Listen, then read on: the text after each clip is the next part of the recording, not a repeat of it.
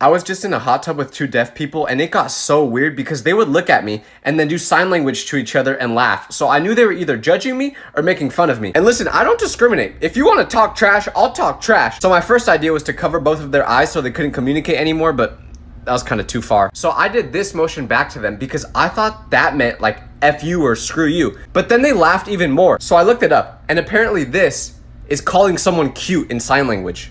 They were not cute. They were mean. So if anyone knows how to talk trash in sign language, please tell me because I need to fight back next time.